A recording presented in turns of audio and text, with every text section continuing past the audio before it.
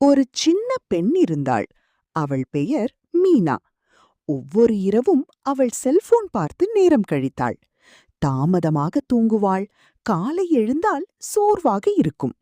பள்ளியிலும் கவனம் செலுத்த முடியவில்லை. ஒரு நாள் அம்மா சொன்னார், இரவு நேரம் விளையாடுவதற்கல்ல, நாளைக்கு தயாராகுவதற்கான நேரம்.